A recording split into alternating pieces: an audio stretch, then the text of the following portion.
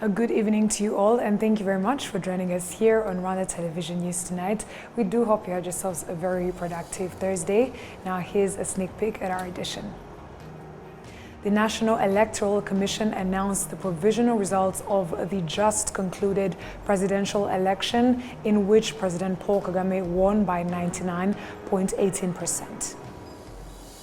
The Embassy of Egypt in Kigali has held a ceremony to celebrate Egypt's 72nd National Day that marks the 23rd of July Egyptian Revolution of 1952.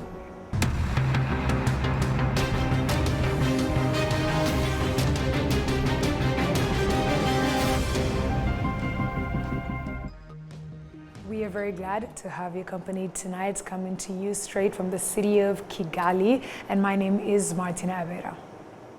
Now, as we begin the edition of the news in English, let us inform you that at Village Urugwiro on Thursday, President Paul Kagame received the Swedish ambassador to Rwanda, His Excellency Johanna Teague, and the British High Commissioner to Rwanda, His Excellency Omar Dyer, as they complete their respective tours of duty.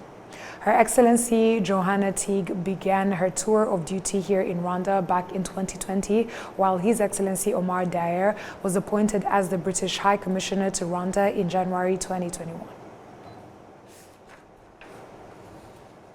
The National Electoral Commission announced the provisional results of the just concluded presidential election, in which President Paul Kagame won by 99.18%. The Commission also announced the provisional results of the parliamentary elections. Let's take a look. Parliamentary elections, RPF Inkotanyi, together with the other parties, PDC, PPC, PSR, PSP, UDPR, have 68.83% of the votes. The PL party has 8.66%. The PSD has 8.62%. The Green Party has 4.56%. PDI got 4.61%. PS Imberakuri got 4.51%. And the independent candidate got 0.21%. Munyaneza Charles, Executive Secretary of the National Electoral Commission, explains the required numbers to have a seat in the parliament. Normally, there is a law that governs the state that says that for you to secure a seat in the parliament, you need to have at least 5% out of 100 of the votes that are valid. That means you collect all the votes and remove the invalid ones, as we showed you here. Those who took up the positions of 24 deputies representing women, 2 for youth and 1 representing the disabled were also announced. The president of the National Electoral Commission, Gasinzigwa Oda, says that Rwandans participated in the elections at a rate of 98%, as she took the opportunity to thank them. We would like to take this opportunity to thank all Rwandans from all over the world. You truly made this period of elections your own, and this was evident through the numbers of attendance. We as NEC really consider this of great significance, and that Rwandans take seriously their right to vote, as well as their contribution to their future for this next term and their say on democracy. It is the first time in Rwanda that there have been joint elections, that is, for the head of state and for the members of parliament. The partial results that were announced this Thursday will be followed by the final announcement of the results of these elections, expected to be no later than the 27th of July 2024. Candidates elected to represent different categories in Parliament have vowed to work for the development of the groups they represent and all Rwandans in general. The provisional results by the National Electoral Commission on Thursday show Olivia Mbabazi, a lecturer at University of Rwanda, to have been elected to represent people living with disabilities, while in the youth category, the 28-year-old Muhoza Vanessa Gashumba and 29-year-old Venuste Ichitegetse have been declared the winners. Because now I'm going to stand for the youth, and also I'm so thankful to the government that keep on encouraging us, the young people, to be out there to make sure that we solve some of the solutions or issues that we'll be having as the youth.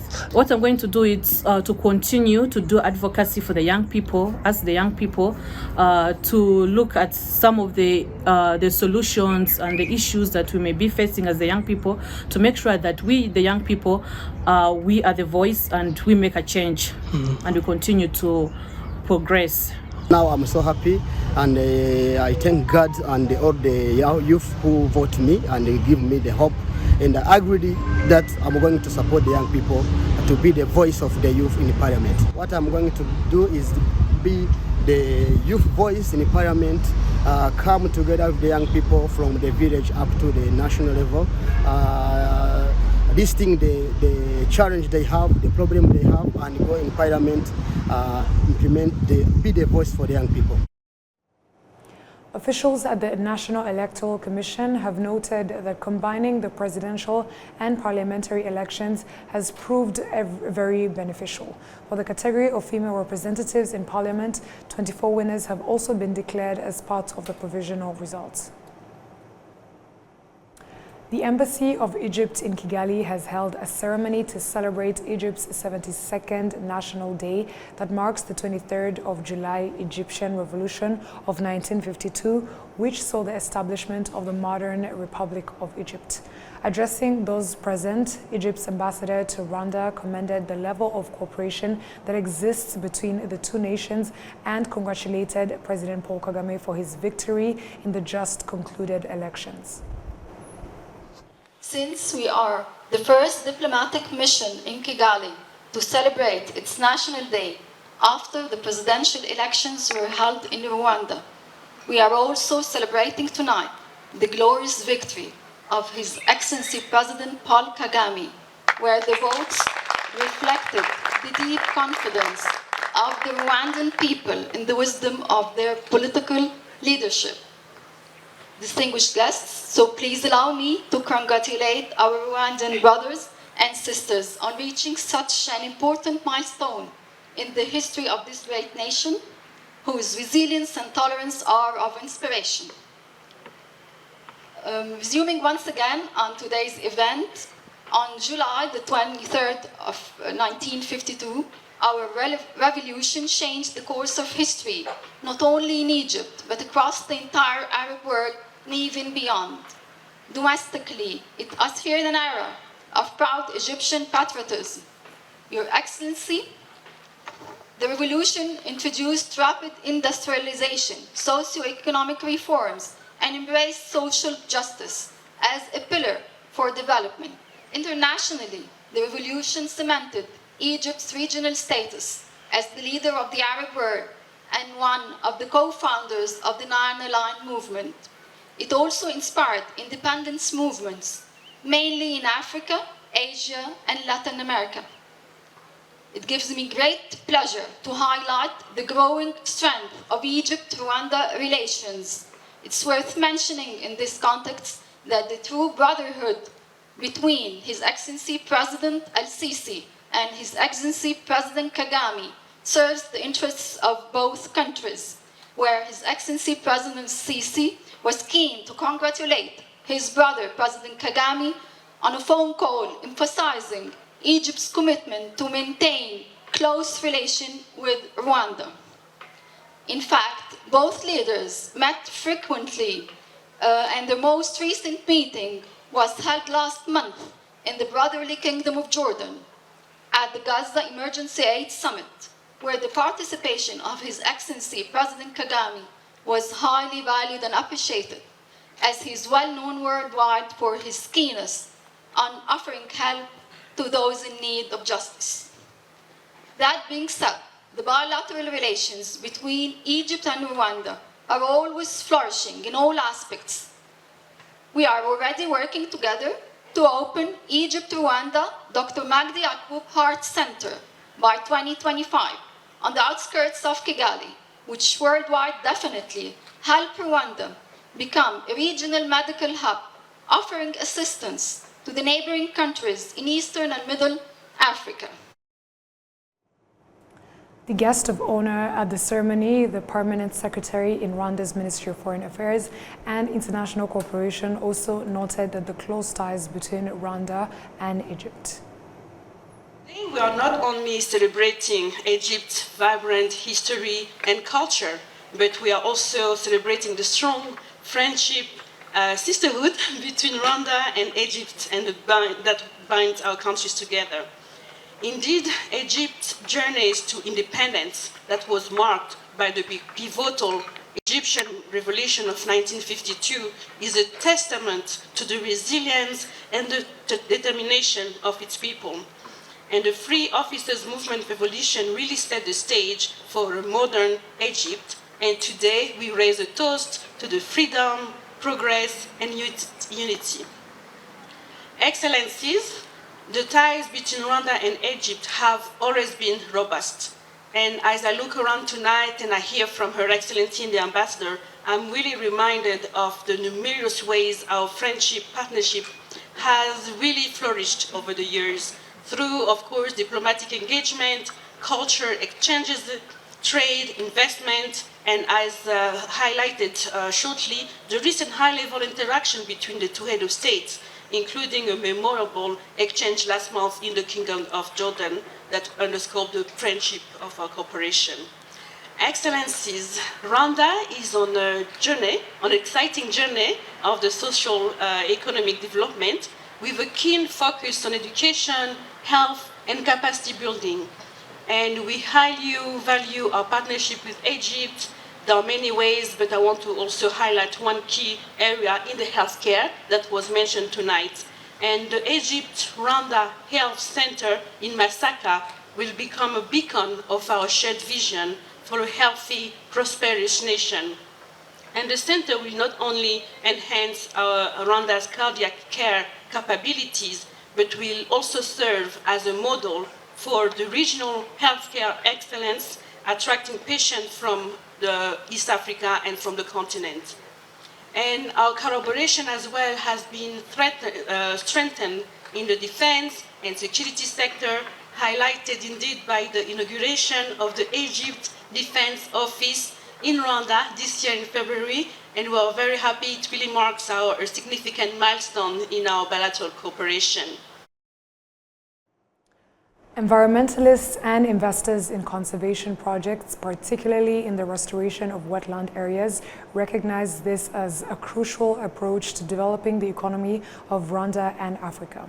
The continent, rich in diverse animal and plant species, benefits economically from the preservation of these protected species. Olive Nete has more on this report. Umusambi village, a beautifully restored wetland area located in Masaka Chishiro district, is home to 138 species of birds, including the grey-crowned crane, palm-nut vulture, fan-tailed widow bird, speckled mousebird, malachite kingfisher, and so many others, as well as 4 species of butterflies. In the morning hours, Providence Uwanyirigira offers tours to visitors, allowing them to enjoy the serene atmosphere and natural beauty of the area. The people, they can come here to visit Musambi village in order to see the successful story of saving the cranes in the Rwanda. But apart from that, this place, the people, they can visit this place because psychologically and physiologically it's more important. You can see here there is more species of plants. Some they can be medicine, traditional medicine. They are really cool, so beautiful, and I love them. I'm from Spain and they are not in Spain, so it's fantastic to see the creatures here in Rwanda. It's a good idea because it's important to serve them, to save them. It's an important mission. Monga Bay Africa, in collaboration with the ALU School of Wildlife Conservation, briefed journalists from various Rwandan media houses on the importance of ecosystem preservation. They highlighted the numerous opportunities for earning money in this sector and how it can drive economic growth in the country. Akana David, the director of programs at Monga Bay Africa, emphasized that Africa has significant opportunities for businesses based on ecosystem conservation. We are looking at journalism, which is a fundamental and critical part of how you build a nation, but from a solutions perspective. What we are simply saying here is that if you look at how Africa has been, reported on by the Western media for decades and decades, it's often from a very negative perspective. But this is not a full reflection of the African continent. There are a lot of very positive things happening across the African continent. And what we are saying is that do a balanced, a nuanced, and a fair reporting of the African continent, meaning that the things that are working, also show them. Africa is not only about bad governance, it's not only about diseases, it's not only about conflicts, it's not only about wars. Africa is also about plastic-free Rwanda. Africa is also about, ecotourism that's working. It's also about leadership on the environmental side. We're seeing that in Rwanda, we're seeing that across different countries of Africa. And so that's the only way we think we should be able to move forward with journalism, with a solution-based approach. Patrick Karera, the permanent secretary in the Ministry of Environment, notes that they plan to collaborate with the media to encourage Rwandans to undertake profitable projects focused on the conservation of animals and plants. I do acknowledge that we have many untapped potential looking at the data that African Leadership University presented, but also looking at what we are doing, which is not yet conveyed to the communities. And we are making sure that in all our strategies, awareness and community engagement becomes really a cross-cutting areas.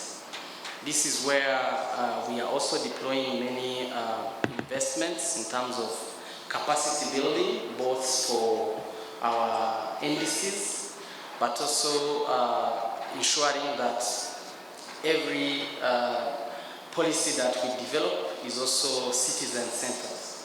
According to statistics, fisheries and aquaculture contribute directly to $24 billion annually to the African economy. In 2020, the value of honey production reached $400 billion. However, the world loses 10 million hectares of forests each year, and approximately 1 million animal and plant species are currently threatened with extinction. Olive Nete, RTV News.